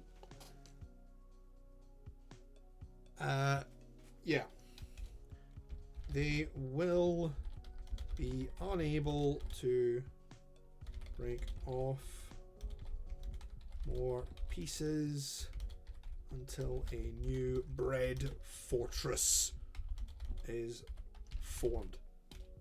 Yeah. And I have called this ability Upper Crust. I love it. Yep. So yeah, because it starts at 15 feet, goes up to 5, goes up... Yeah, so we're at a 25-foot radius now. Yeah. Right then, 13th level. 4th level spells. Indeed, I'm just looking at them. I have a Because when you say 4th level, there are a lot of utility spells ending up here. Well, this is what I'm looking at, and I'm tempted by confusion, I'm not gonna lie. Just because, imagine going into battle and just suddenly being surrounded by bread. Pretty fucking confusing. Was a bit of bread. Also, did you know that Mordenkainen had a private sanctuary? I did, yes. Yeah. He's also got a faithful hound somewhere. He does. Phantom Watchdog. Invisible to all creatures except you, can't be harmed. Oh, it's a little special ghost doggy. Yeah, it's a friendly ghost doggy. So, first one that comes to mind here for me, I look at and go, Aura of Purity. Or Aura of Life. There, I was looking at them, and I'm not hugely familiar with their general Well, they are basically you generate an aura from yourself up to 30 feet for each of them. Aura of Life means that non-hostile creatures in the aura, including you, have resistance to necrotic damage, and your hit point maximum can be reduced, and they regain 1 hit point if you start in the aura at 0. Okay. So it basically shuts down death saves completely. Which is delightful. For 10 minutes of concentration. An Aura of Purity. Oh, I love some tea. We've made a bread fortress. Did you fortify it? We are currently fortifying it. Fortidofy it? With fortified Hey. no. Fortified Is it fire. An enriched fort? Is it made out of brioche? Maybe. I would like to think so, because it gets a bit sticky. Or have you built it up layer by layer, laminating the bricks? I'm just thinking about bagels. You can as, break like, bits off and sets. eat it to get health back. And you get cover from behind the bready walls. Archery slit bagels. So what would happen if one bit was stale? Jay just said archery slit bagel. I just need you to know that. And we haven't talked about stale bread yet. Well, what have we done? So 3rd level, you get your bread fortress. At 5th level, enemies who come in get reduced movement because the bread is sticky. Because this is sweet bread. Glaze it. Some sweet sugary bread. Glazing and icing and treacle and things. This is jam. And then And then the next one is you get even more cover behind the bread, but you can sacrifice some of that cover to eat it, that juicy bread. It's not really bread at this point, it's more cake, but still. Go back to the treacle bit. Go Jay. back to J, treacle J. It's the delay on the screen. Yeah. The struggle is real. The struggle is very real. Wading through treacle, we called it. Basically, the idea is that, like, for enemies, everything within the bread fortress is difficult terrain, and they have disadvantage on dex saving. Instead of calling it wading through treacle, you could call it soggy bottom, because it means that you're trying to go through something that's underbaked. Can we make the Jay, can we make the final ability? You get to summon Mary Berry. No, we're not summoning Mary Berry as the final ability. Okay, you don't get to summon Cake Vampire as the final ability. You wouldn't be summoning Mary Berry anyway. It would be a Skeksis. Because we all know that's who Mary Berry really is. Same thing. Have you seen her? Yeah, she's a scary lady. Pastry. Look, Gelfling. there are a few people in this world where you see that they have had animate skeleton cast on them while they're technically still alive. Because that's the only reason she's still up. 100%. Sorry. Jay, you're more than welcome to repeat things to vary. I just said it's very rare you see somebody who looks like they've had animate skeleton cast on them while they're still alive, because that's the only reason she's still up. It's like she's what's the name of the artist, like mannequin sort of thing that poses, but it's like the pure skeleton wire. Ugh. And they've just kind of like dragged their clay nails over it. It's basically someone has hung a wet towel on a mannequin. But also they've had like a Max Mara moment and put on the lipstick, and you're just like, oh no. Anyway, I don't want to know what I don't know. I don't You know, don't and know? I don't want to know. You don't want to know? I don't want to before know. the semi-rabid fans of the Great British I'm Bake sure Off, that I'm very happy in my comfortable world of not knowing things. before the semi-rabid fans of Bake Off come clawing at our doors, trying to beat us to death with lemon tartlets, I don't think there's that many of them left to start with, so... I don't know, man. People who willingly watch baking shows of an afternoon, but don't actually bake. Can't do it. They are up there with people who don't have celiac disease, who don't eat gluten. They are a cult, and they are scary. One's more of necessity, though. Yeah, but if you don't have an intolerance, but you still don't eat gluten, it's like... You trying to get superpowers? You trying to invoke Lord Xenu? What the fuck you doing here? And on that note... I made a Scientology joke. Oh, for fuck's sake, Jay! I compared people who don't That's have an normal. intolerance but still don't eat gluten to Scientologists. All right. Love you! That's all I did. You're making nice tea for me. I'm Yay. very happy. Anyway, Aura of Purity. Deal. Creates an aura in a 30-foot radius around you, and each non-hostile creature in the aura can't become diseased, has resistance to poison, and advantage on saving throws against pretty much everything. Pretty much every kind of condition. That's pretty bitchin'. So, yeah. Blinded, charmed, deafened, frightened, paralyzed, poisoned, and stunned. So Let's go. Those could be really good ideas. Because here's the thing, no matter what, your Artificer is inside. They're inside the bread fortress. Like, you're not leaving your bread fortress. No. So... your role is very much not a leaving of the bread fortress. Summon Construct Gingerbread Man can be cool. That is... Bread Golem! We finally get to do Bread Golem! You did want to do Bread Golem! That was the thing that kind of started all of this. Summon Construct. Yeah. Clay, metal, or stone. You can reflavor all of those. Absolutely. And particularly, yeah. Fuck yeah, Summon Construct. So, Summon Construct for gingerbread. Yep. And Yeah. And the circle of life one, whatever that one was. Aura of life. Yeah, sure. I'm gonna take my camera back. Aye.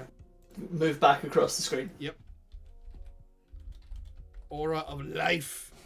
That's, yeah. Summon construct is more for the flavor.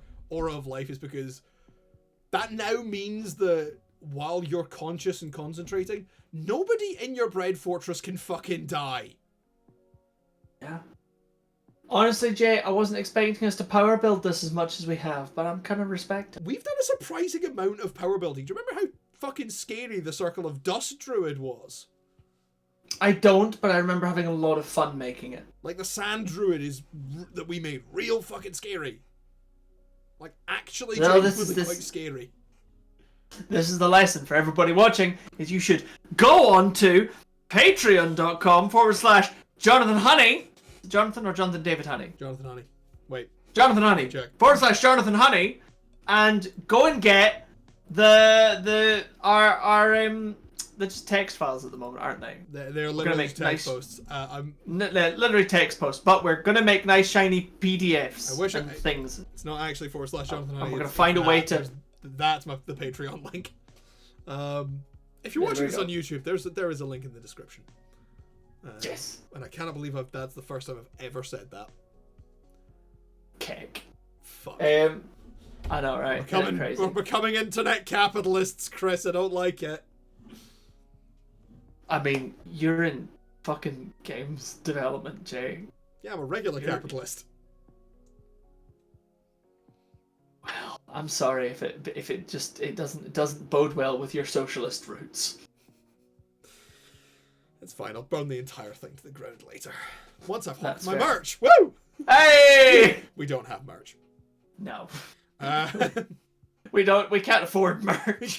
Can't afford banners. Can't afford merch. It's like, I had to get a loan to get this bandana. Don't want to know what he had to pay. Interest rates like you wouldn't believe.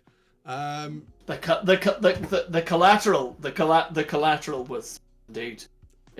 I was gonna say something and I lost the thread of what I was gonna say, as I didn't have any financial jokes about selling one's nipples for a bandana. Because we don't know anything about money or nipples. This is true. Anyway, I have neither personally. Yeah, you sold yours. I did for this Twitch channel, and I come back around. Right, 15th level. All right, 15th level. So, question. Answer. Do you want to skip ahead and do the 17th level spells, which is the 5th level spells, and then come back and do the 15th level one, or do you want to end on the spells? I think we do the spells now and end on the other thing. So these are. I'm never sure whether to call it an ability or not, because obviously it's not the ability checks. It's a feature, I think, is technically speaking. Yeah. It's a class feature. Class feature. So yeah, let's do the spells first, and we'll end on the class feature. Okay, so we're looking at 5th level, and I would like to immediately put forward Wall of Force. Not anti-life shell. You're the one who described the pastry as a living thing. Yeah, no, I'll take Wall of Force. Wall of Force, because it is just, hey, I would like to block this fucking area. And also, only wizards get it. I mean, I would also like to propose, just off the back of your same logic of Fog Cloud, Cloud Kill. Oh, fuck!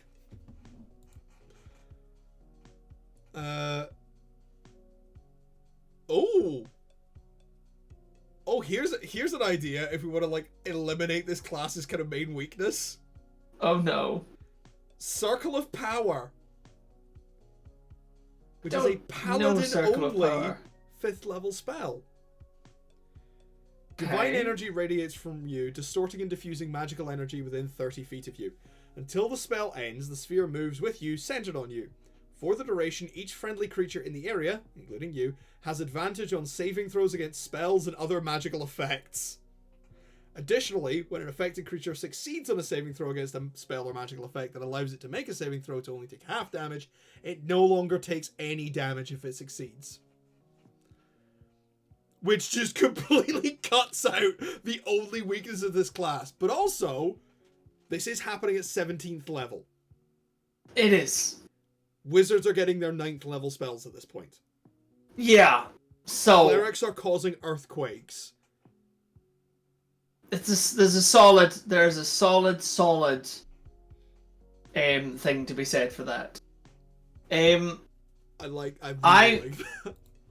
I mean, that's quite fun. I have another one that I would like to put forward. Okay. Which is Conjure Volley, which is a ranger spell. So yeah, sort of the... Because, honestly, I mean, aside from the fact that I love rangers, and some of their unique spells are kind of wonderful, there's something great about being in the center of your fortress and literally, you know, bombarding the people outside of it. There is certainly something to be said for that. Yep. And it's a range of 150 feet, you know. Yeah. You can get bitches anywhere. Yeah. That's pretty fucking good. Yeah. Also, it's a 40-foot radius. It's a 40-foot radius. 20-foot high cylinder. It's a lot of shit. Yep. And they all take 8d8 damage on a failed save, or half as much on a successful type. Damage type varies with the ammunition or weapon. I mean, you could, yeah, things like if you want a 10-foot radius, 40-foot high cylinder, make it tall instead of wide, you could do Flame Strike. Literally, Flame Strike's funny because it's basically just the cleric goes, I smite you now. And smite. Oh. And lo, he was smoked. It annoys me that Hallow takes 24 hours to cast because it would genuinely be the perfect spell for this. Hello? Is it me you're looking for? No. So, I feel like we got shit here. Yeah, we got solid options for Circle of Power, Cloud Kill, Conjure Volley. What was the other one you said? Wall of Force was the one I said. Wall of Force.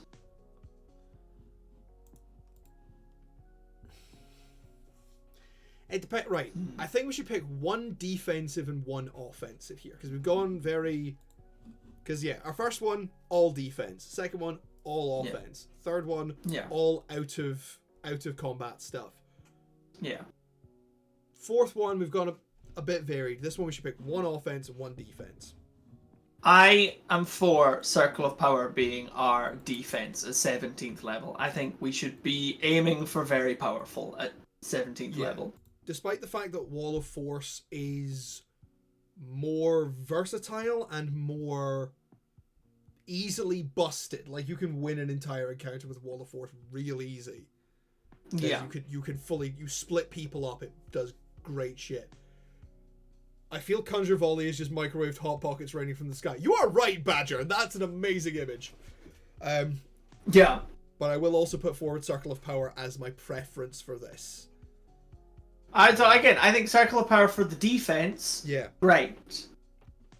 But yeah, because we've got two defensive and two offensive options here, really. Yeah. But I'm going to say Circle of Power over Wall of Force because one, underrepresented spells, I love them, and two, it fits so perfectly. It's gonna be so broke. Yeah. So then my vote is for Conjure Volley because I also really like the idea of Hot Pockets raining down from the sky. And I definitely think that if you have, you know, a DM who is, you know, happy and willing, I think that you could 100% choose, you know, to change your weapons damage type based on having made something because you're an artificer. And also, I feel that poison damage for a bakery-themed artificer is probably not great for Cloud Kill. No. So let's go with Conjure Volley. Yeah. Circle of Power. And again, underrepresented spell. Yeah, a paladin spell and a ranger spell. Fuck yeah! Yeah! Half-casters represent! Yeah! This is the half-caster stealing the spells from the other two half-casters. Absolutely. Yep. Yep. Alright. Final ability, our capstone feature. 15th level. Okay. So what are we looking at for 15th level for the others? So at the moment, our fortress is a 25-foot radius. We're increasing that to 30 feet, obviously. Yes. It's going up by 5 feet every time. Yeah. So this is where it goes up to 30-foot radius. So, I feel like what we're looking for is I am hesitant to add more buffs to the defenders, given how broken 3/4 cover is. Yeah, well, you talked about maybe wanting to turn this into an arena. However, most of the shit we've done is really about keeping people out. Yeah, so I think we need something for absolutely fucking people up when they get in. That's what I'm at. That's what I want to do for 15th level. So we've already slowed them down and given disadvantages on deck saves whilst inside. So, okay. I have an idea. Okay. This may be a stupid idea. I'm always open to stupid ideas. I mean mechanically stupid, not necessarily crazy stupid. What we do... You don't have to sell me on it any harder, Jay. Come on. What we do is we increase we give them further disadvantage on... Basically give them disadvantage on all saving throws. Yeah. And disadvantage on attacks. But also... we perform entrapment. We give ourselves the spell or the legal term? Yes. We give ourselves the ability to target one creature within 120 feet and force it to perform a con save or something. Okay. And if it fails, it is teleported into the fortress. And just gets ganked. Just get fucking dogpiled. However, I would make that very, very limited use. Okay. Like, you get to teleport one creature. You'd only be able to teleport one creature at a time. I am gonna say no. Yeah, I figured. Because I feel like it's more fun for other people to throw, enemies into the bread fortress. Yeah. But I definitely think that, having to make strength saves or be restrained by, the soggy bottom bread, the sweet syrupy base, the lemony drizzle flavoring. Oh god, may your lemons be drizzled. Indeed.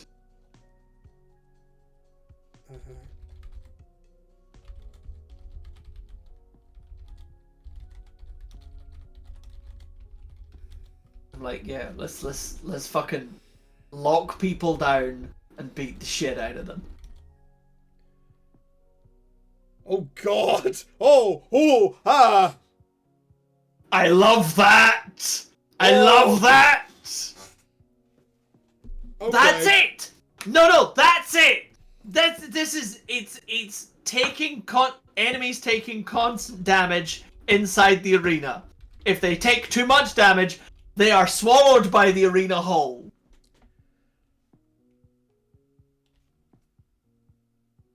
Shift that slightly. Okay. Because there's a couple of spells that work like this, so we can kind of work off a template. If they they do a saving throw at the start of each of their turns until they leave the fortress. And if they fail X many saving throws, because there's a couple they of just get insta eaten. There's a couple of spells that do that, where if you fail like 3, I think it's things like Contagion, or like some of the curse spells. Like if you fail X many saving throws, you suffer. I mean, that's not overly dissimilar, I suppose, to doing levels of exhaustion. I think levels of exhaustion is crueler. I mean, yes. Because once the levels of exhaustion start kicking in, the chances of you getting back out of that are so much harder. So much. Inflicts disease and hit you. So I'm just looking at contagion. It might not be contagion. I might be thinking of something else. Contagion, you pick what kind of disease they get. Oh no! At the end of each year, the target's turns must make a con saving throw. After 3 of these, failing 3 of these, the disease effects last for the duration. Oh my god. Oh my god, make it like the spore zombies for the circle of spores. Potentially dead enemies within the fort can become baked constructs. Yes! I love you. I'm so here for that. The first time an enemy enters the fortress or starts their turn there. People are being eaten by the bread fortress and being turned into bread zombies. So they're getting turned into gingerbread men. We already have create gingerbread construct as a spell.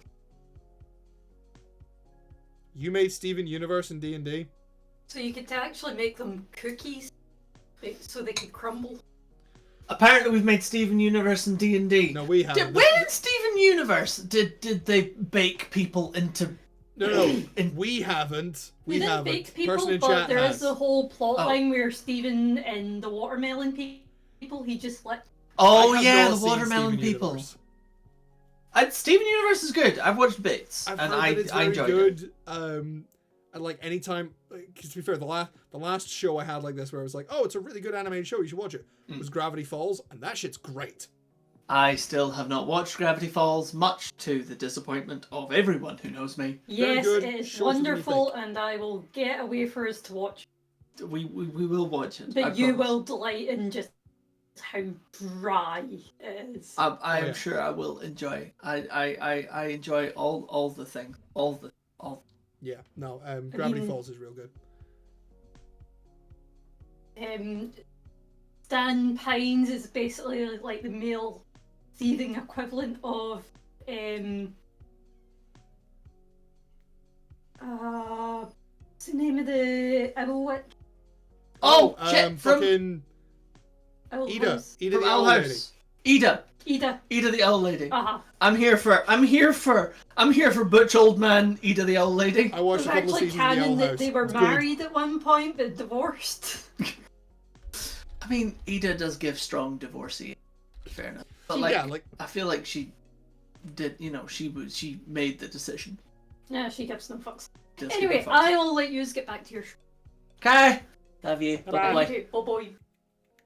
Alright.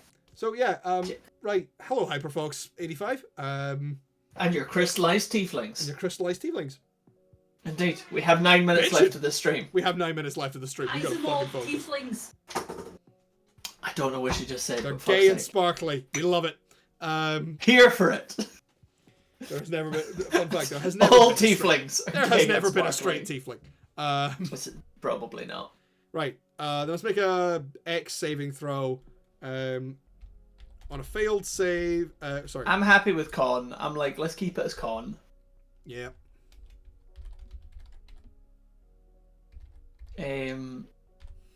First failed save.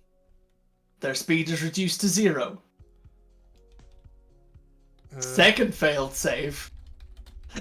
They start to sink into the bread. Third failed save, they get ate.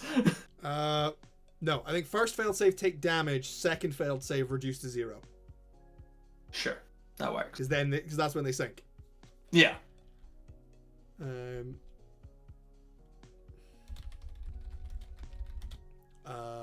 I'm gonna say acid damage. They're being digested by the bread fortress. They are being digested by the bread fortress. Yeah, let's do acid. How much? 4d6. We are at 15th level here, so we are at 15th level. Yeah. 40-10. Split the difference. 48. 48. Yeah, fair enough. Yeah.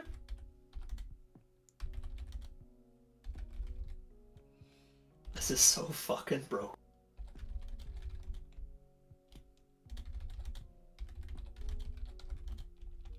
I'm very happy we've made it, but like, hot damn. It's one of those things where I'm really sad that we do not submit. I'm a little sad that we do not submit our stuff to D&D Beyond, because fuck D&D Beyond. It means that we don't end up on some of those like weirdly rated homebrew videos. Yeah, I know, right? That would be fun. I'm not gonna lie, I'd really love to see someone like XP level 3 or the Runesmith just take some of our stuff apart, because I think it'd be really interesting. Absolutely, I'd be well up for it. I'm like, it would be so much fun, you know. Be like, here you go. What do you think? And they all just be like, who are these psychopaths and what the fuck did they make? They made a bard who gets more powerful the more fucks he says. They made an artificer who bakes people into their fortress.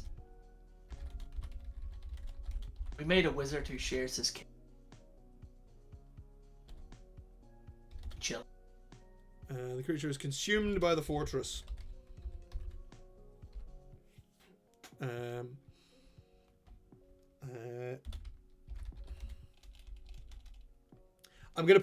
just gonna put a little caveat then. And just be like, if they are below half their hit points. Yeah, I think that's very fair. Yeah. Yeah. First reduced it. I mean, technically, they've already the inside of the fortress is already difficult terrain, Hyperfox, so they're already at 50% movement. Yeah, like their movement's not great. Yeah. So they're reducing it to 0 from there is not. It's not a huge leap. And also, the only way really to get through this is to leave the fortress. Yeah. Because I'm gonna say, if you leave the fortress, these saving throws reset. Yeah, I also think that they should be able to. Smart enemies should be able to rescue each other. Yeah, smart enemies should be able to rescue each other, and magical enemies should be able to teleport out. Yeah, this is true. And Fey Warlocks should just never have gotten in there in the first place. Yeah. Yeah. Rise again as a gingerbread construct. Yes. I'm gonna call it confectionery construct just to allow. I'm gonna call it pastry construct just to let people put their own flavors on this. Yeah. Flavors. And some of them might want to use the stats for which we will bake later. Because it's good. I'm thinking we do a kind of like summon construct or summon fey or something, and just be like, hey, give it these stat blocks. Yeah. No, absolutely.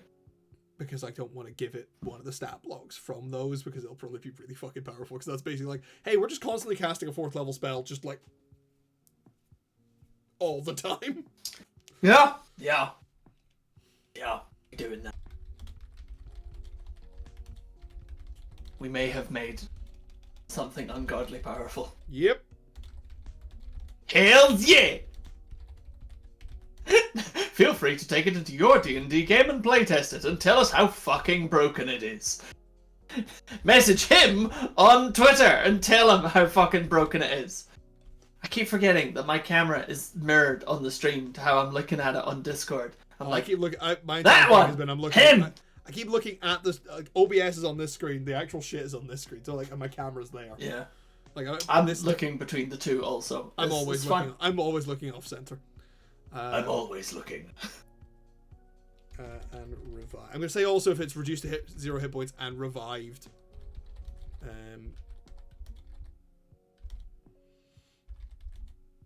You want to cast Revivify on one of these bread golems and have it turn into like a dude. People?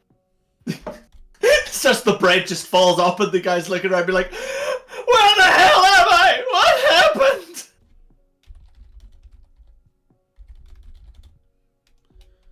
At 15th level, your bread fortress comes alive as it reaches its most fortified form. Should we put a limit on the number of creatures that could be reduced like this? No. Okay. The limit is that they can't get eaten if they're above half health. Cool. Don't get eaten. I will probably put a thing in the pastry golem, the pastry construct. Yeah. Thing where they're consistently losing hit points. Yeah, I definitely. Otherwise, you're going to end up with an army, and this is the thing. It's one thing that I really would like to play and see work in D&D, but I really fucking hate that the rules make it basically impossible, is a summoner. Yeah, I know. It's the Because kind of thing that works a lot better in a video game than it does. it works very well in a video game. A but TTRPG. That's kind of why it's cool. But because of the way the rules of D&D work and the way initiative works, if you are like, it's one of the few things where I say like, if you are playing like a summoner or something that relies on having lots and lots and lots of friends and summoned creatures and stuff, and you're playing with other people, you are a bastard. Yeah. Because all you are doing, it's one of the few play styles that it just, by its very nature, will actively make everyone else's night worse, because they're all just going to be sitting there while you take half an hour to do your turn. Yeah. No, it is right. Please do other things. Yeah. Which is a real shame, because, however, if you do want to do that, play Baldur's Gate 3, because I did manage to do that with a Beastmaster Ranger, and it was really fun. And there's nobody else to annoy if you do that single player. So fucking go wild. Why not? It's great. What should we call it? Should we call this living... The bread will rise. I was going to say, that's a good one. I like the bread will rise. And that's it. That's 1 minute before our due end time. That is the Tartificer. That's pretty. Holy That's shit, not bad we're for on us. time. I'm very impressed. I'm not used to this. Yeah. Let's not make it a habit. I guess because I was gonna say artificers are simple. They're kind of not. They're kind of not. I think it's they've got that interesting mix between. They got 4 abilities and a full spell table to do. But also, I think we came into this one with a much stronger concept. You say that. We came in with a much stronger concept that we agreed 5 minutes before the stream started. Sort of. It's also because, you know, like we went in with Pastry Artificer, and we'd already done 2 other cooking things, so that limited the amount of shit we could do now. Because like, we don't want to do what we've already done. I mean, honestly, I think part of it is, you know, we didn't want to do what we've already done, but also I think some of it is that, like, artificers, by their nature, have to make something. Yeah. Wizards can do fucking anything. There is no limit to what a wizard can do or can be. As long as they're smart arses about it. Yeah. As long as they're smug, you know, university academic elitists, then they're fine. But, like, an artificer has to make something. Yeah. So that, you know, there's that always kind of like, I think it's one of the reasons why there's so few artificer subclasses, beyond the fact that they're one of the most recent. Yeah. But like, Tasha's didn't really add any new ones. To be fair, Tasha's actually codified the artificer as an actual class. Yeah. Because otherwise that is setting locked. Yeah, because it was Eberron, wasn't it? Tasha's includes the whole artificer. Yeah. Yeah. We haven't had a core book since then. I mean, I keep forgetting that Eberron's not a core book. It's not. It's a whole different setting. It's a really cool setting. Yeah. And it's huge and dense and full of stuff. Yeah, like, here's the thing. Warforged, Changelings, and things like that. Yeah. Not core rules. No, they don't exist they don't exist in the Forgotten Realms. They are Eberron. Exclusive to the Eberron, which is a different world, different plane, and different dimension. Keep up. Different dimension. I love when we add dimensions to things. It's the same thing. It's basically the same deal as Dragonlance. Dragonlance is another dimension, isn't it? Dragonlance is another dimension. Greyhawk, Eberron. There's a couple of others. Ravnica. Fair. I love Ravnica. Ravnica's really cool. Fair enough. It's basically just this entire plane that is just a big fucking city. And it's all mental and broken up and shit. And basically, I mean, that's very... I Urban like fantasy. urban fantasy environments. Yeah, I know. Okay, if you want to see a really cool example of it, watch an anime called Kekai Sensen. Kekai Sensen? Basically, New York, like a portal to hell opens in New York, and they just kind of have to live with it. I was going to say, I'm not sure people in New York would notice. No, they wouldn't. It's genuinely very cool. I'm gonna put it on the list. But in the meantime, thank you so much for watching, everybody. Spelljammer, not Core J. Answer the question. Spelljammer is, but they basically went, let's go to space instead. Fuck changing anything on the planet. Let's go to space. Like, I have a bunch of the multiverse books on my shelf over there. The only because the closest thing we got was Mordenkainen Presents Monsters of the Multiverse, which basically went, all right, we're gonna basically take a bunch of the monsters we've already released, put them in a new book, and also rewrite every single player race. Well, some that's are good, silly. some are not. But yes, that's all we've got. In the meantime, yes, that is everything. It's been lovely. You can perceive his face on Twitter at. I'm at Jonathan Honey4 on Twitter. You can also follow my games company, Auld Alliance Games. We are at Auld_Games. That's AULD_GAMES on Twitter, Facebook, Instagram, and LinkedIn. If you're feeling businessy. And me, you can find at Chris Honey Actor on Instagram, where I publish monthly things on the things that I do. Mostly, it's pictures of my dog. But hopefully in the new year there will be new projects and things occurring. You can find all of our homebrew stuff that we've done previously on my Patreon. That is already in the chat. Just paste that again. Indeed, patreon.com/JonathanHoney. I'm not fancy enough to have an actual thing. Or numbers. Just go into Patreon and look for Jonathan Honey. There's not many of them. Yeah, there's also a whole bunch of basically all of our previous streams, which includes all of our old homebrew stuff, our weird talking shenanigans, a whole bunch of our very, very fabulous City of Mist campaign. Our entire City of Mist campaign, which I'm thinking I'm going to retroactively rename the Mildred Files. Because I like that. I like that as a I want to do another City of Mist game. In a completely different city. Yes. We will. But it's all on YouTube. No. We are the Brothers on YouTube. Go watch shit. Watch our shit. It's some of it's fun. Exactly. We're delightful. Haven't you noticed? None of it has any hinges. No. And the wheels often come off. Very fast. We're here every Monday night at about 8 o'clock. I try and be on Friday nights between sort of 7 and 10, although I've not been doing that a lot recently. As an apology, I released my entire playthrough of Kingdom Hearts 2 on YouTube, which is basically me playing Kingdom Hearts and waxing lyrical about game design. Yeah, fucking love Kingdom Hearts 2, man. It's such a good game. So good! So good! So good. Yeah, that's basically us. It is. Thank you. It's been lovely to have you. And bye. And bye!